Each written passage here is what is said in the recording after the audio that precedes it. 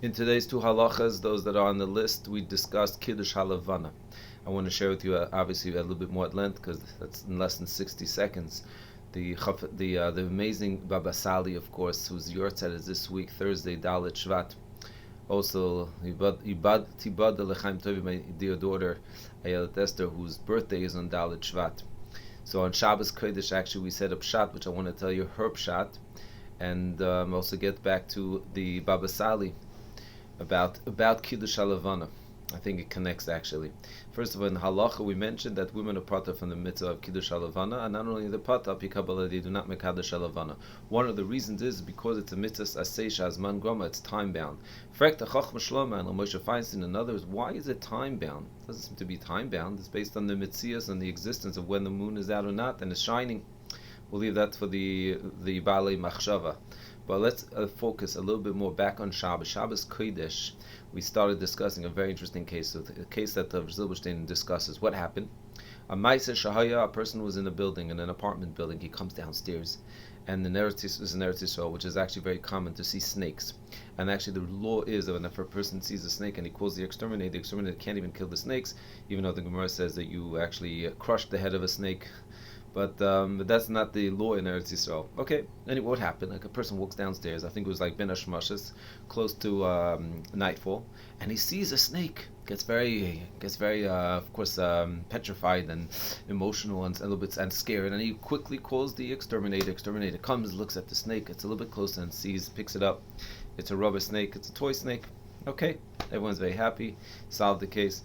The exterminator then turns to, let's call this person Shimon. He says, Shimon, listen, I'm an exterminator. This is my job. I didn't have to take the snake, put it back into the forest. It was a very easy job. It was just a toy snake, but it's my app. You got to pay for the time. 300 shekels. Shimon's thinking, wow, okay. Wait a minute. It's not my fault.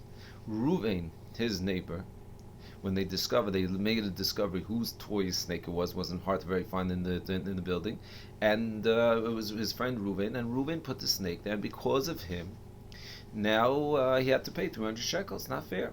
So this question came to the Zilberstein: who is responsible to pay 300 shekels? Is it Shimon, the owner of the toy? Probably his son is the owner of the toy, and therefore he's the goyim, he's the cause, and he should pay? Or no? Why should he pay? He's just a grumma. He's an indirect. Not only that, why are you getting excited? Check, Reuven, check to see if this is a real snake or not. So Zilberstein brings an interesting proof. He says, look, I'll prove to you that it's a normal reaction when you see a snake to jump and be very petrified. Where do we see that? So he brings a proof from Moshe Rabbeinu. Moshe Rabbeinu, when he was told to do the trick, the snake trick, so Moshe Rabbeinu looked at the snake when the staff turned aside and he jumped. So Zilberstein writes, look, you see, even Moshe Rabbeinu jumped. He was scared. So it's of course a natural reaction, and therefore this person who jumped is not responsible. It's a natural reaction, and therefore the original owner of the toy snake, is the one that's responsible to pay. My dear daughter argued with a good argument, and I think it's a very solid argument, and that is the following. Because in truth, first of all, Moshe Rabbeinu to be scared of a snake seems to be odd. Now, of course, it probably was an incredible large snake. That's true. Python, who knows what large snake? We know sometimes we imagine a tiny snake. But it's so much deeper. We know Moshe Rabbeinu was the ultimate Baal HaBitachon. He was a person that had trust in the Rebbeinu Shalom. It can't be that it was just a natural reaction. I mean, it could be. But it's more mistaber and more logical to say that he was scared of what it represents, which we know Chazal say represents Chet Lashon Hara.